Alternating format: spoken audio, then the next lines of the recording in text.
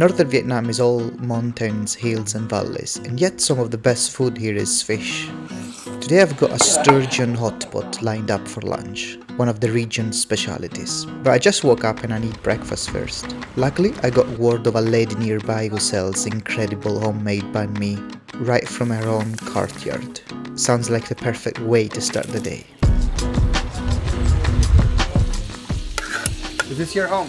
Yeah, my home. Oh, nice. Yeah, I have a big home. She's kindly allow us to kind of record while she prepares their very tried and tested banh mi recipe, which has got pork meat, some veggies, some cilantro, and her homemade pate. I make myself the pate. You try. Smell. Oh, this is pate. Yeah. Basically what she does is that she fries in a pan first. She prepares the omelette, like a nice beautiful omelette. And at the side of the omelette then she prepares the meat, that can be the sausage or the chicken.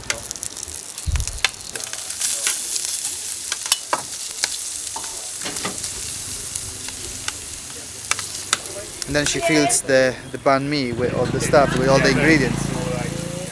And meat. I explain for you. Thank you. Anything you are eating inside. And then the chili, salt and chili. The sauce and chili. Is that mayonnaise? Yeah, mayonnaise. Okay, yeah. And coriander.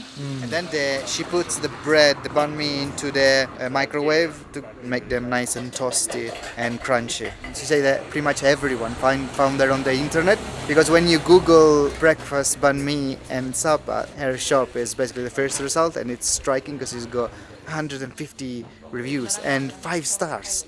Like 5 stars, like not even 4.5 or 8, like 5 stars, and on 135 reviews, that's a lot. Yeah, you eating all together. Yeah. And you eating in here? No, I'm taking it away. Oh, you take away, yeah. We got one breakfast banh mi for me, which contains the pork. We kind of remove it from this paper. Generous amount of toppings in there, like looks extremely juicy. You can see some cilantro on the top, smells really fresh. The pork floss on the top as well. And the other one has got chicken sausage. And yeah, I think we're ready to give it a try. This famous local banh mi here in Sapa.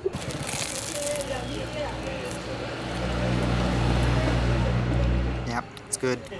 The bread is nice and crunchy. The ingredients inside blending really well. The egg omelette. Oh. All the ingredients mingle together with the sauce in there. Just a lovely spot. The chili sauce is very mild. Despite I added a generous amount of it, still kind of mild for me. But it's a good banh mi.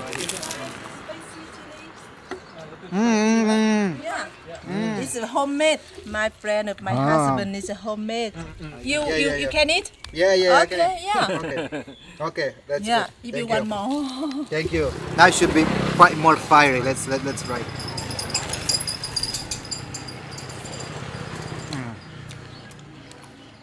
Yeah. Now you can feel the kick.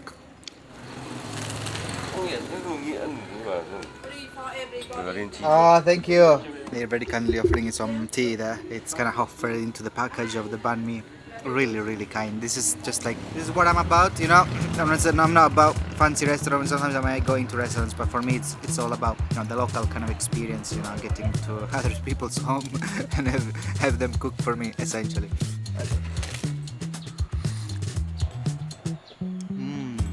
Is it green tea? Green tea, yeah. It's fun to drive your scooter around the many Hmong villages scattered around the hills, but not everything you see here is as authentic as it seems. We made our way to the famous Kat village in the town of Sapa, often marketed as a truly traditional experience. However, once you're inside, it becomes clear this is more of a tourist HUB than an authentic village. All these modern cafes, Coca-Cola spots, rentals for traditional dresses. It's a place for snapping photos with horses and a scenic backdrop. The village feels more like a business catering to visitors rather than a real local community. But hey, at least there is still something that catches my interest. Pork meat. Pork meat. Oh, pork. Yeah.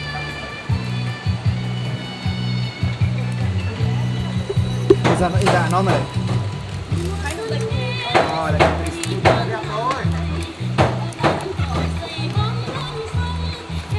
For 30,000 dong you can get this kind of crispy pancake or something. Oh, this is actually rice pepper. Rice pepper. Rice pepper. Oh. It looks crispy like a cracker or something, and then probably brush it with some eggs or something.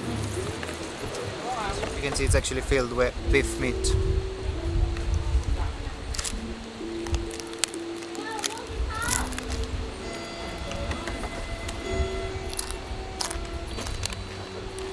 This is a bit processed, but you can see the egg, the meat. I don't know if it's sausage or something, but okay.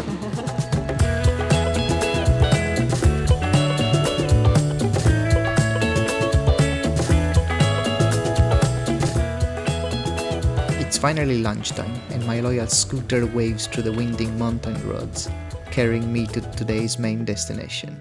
Nestled in the valley, surrounded by Hmong villages, is an incredible restaurant, Sailing Sapa.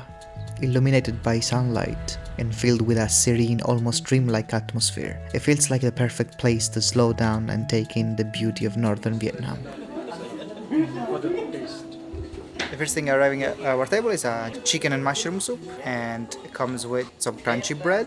There is a mix of vegetables inside, like sweet corn, peas, mushrooms, the always present coriander and some onions. And the soup is kind of gooey. There's black pepper on top. He don't like soup, I think. Yeah, I'm not really sure why it's kind of gooey, and yeah, it doesn't look like your typical vegetable soup. I think you're supposed to mix some of this kind of crunchy bread inside. That's super nice. I love this kind of chunky pieces of mushroom in there. The shredded chicken, all this kind of vegetable mix. Yeah, it kind of tastes a bit starchy as well.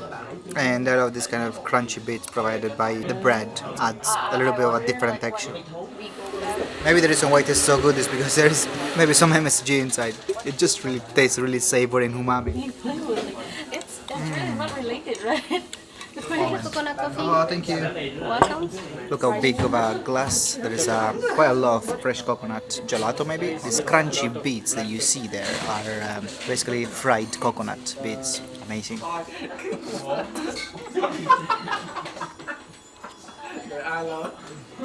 And the component of our hotpot are arriving. Obviously, a huge basket of greens. There is a little bit of lettuce. There is a little bit of cilantro. There are mushrooms. There is corn as well.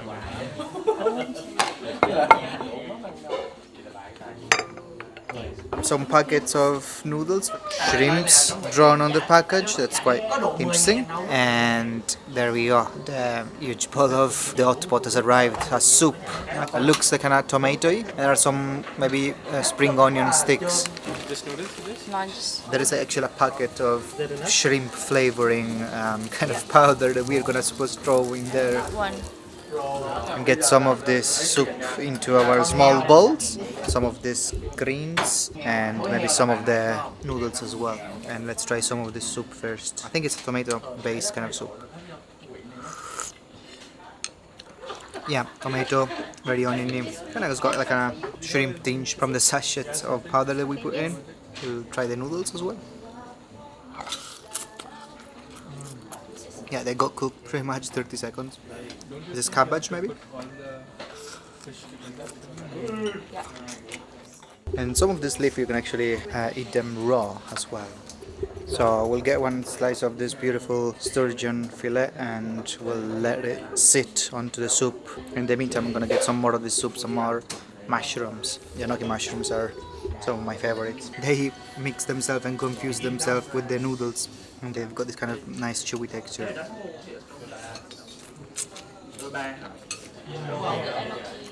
And it's time to grab some of this beautiful sturgeon, which I've left there maybe for 3 minutes, probably too much in my opinion. And now it's kind of maybe a bit too soft, but let's figure out. With some mushroom and some greens.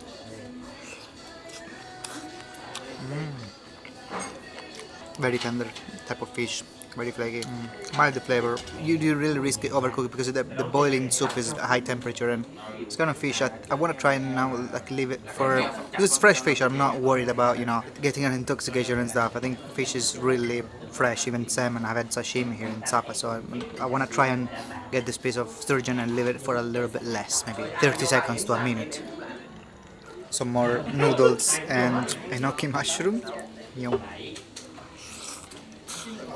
Yeah, the flavors of the soup is basically dominated by tomato, lemongrass, and galangal.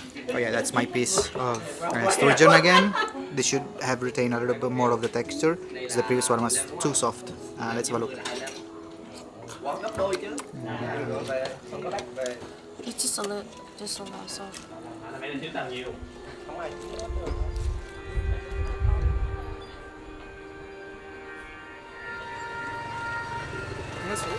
The higher you go up the hills, the more scenic and remote the views become. You start to catch glimpses of real village life, staring out at lush rice fields and experiencing a sense of simplicity that's really hard to find back in the Western world. Hello. It's a refreshing reminder of a slower pace, where nature and community are still at the heart of everyday life.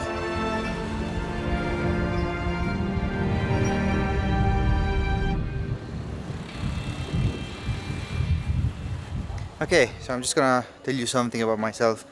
Whenever I travel, I plan a lot the places where I wanna go and eat. Even before traveling, I already kind of know. In part, to explain why I end up enjoying most of the food that I have, just because I usually go to good places that have been tried and tested, and I eat food that I think I like. But anyway, this evening we are cancelling all of this. We're just gonna walk uphill. Oh, this is steep. We'll just enjoy some local food, whatever that is. Maybe good or bad, we'll figure out. Because sometimes part of the adventure is actually go without planning and stuff. So from the outside, I thought I was entering a restaurant rather than a grocery store. But in Vietnam, the line can be quite blurred sometimes. Small grocery stores may have a hidden kitchen in the back, serving up hot meals for those who know to ask. Okay. In Vietnam, for many, selling food is one of the simplest ways to make a living and sustain a family. It's a glimpse into the everyday hustle of young entrepreneurs, where even the most unassuming spots can surprise you with a warm meal. And while the young couple prepares our dishes, which nature we are still a bit uncertain, we're gonna have some crisps, fresh from the grocery store.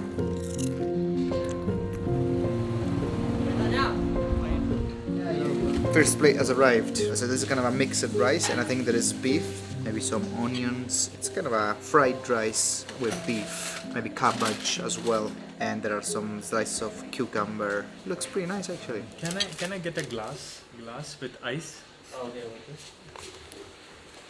Banh Mi. Chicken banh mi. There we go. And we got a little bit of chicken banh mi. That baguette actually looks good, looks crispy, and a bit of ketchup inside as well. Is that hot sauce? No, it's just ketchup. Oh, yes.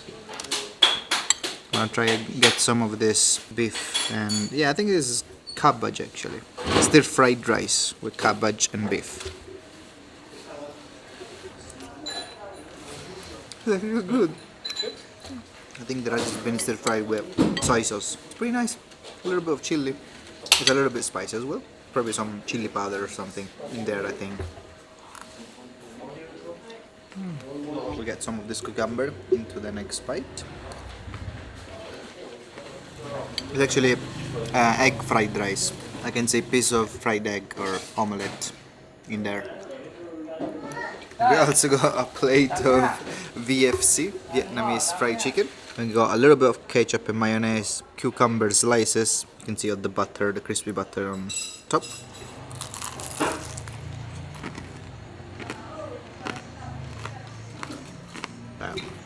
The crunch is definitely there.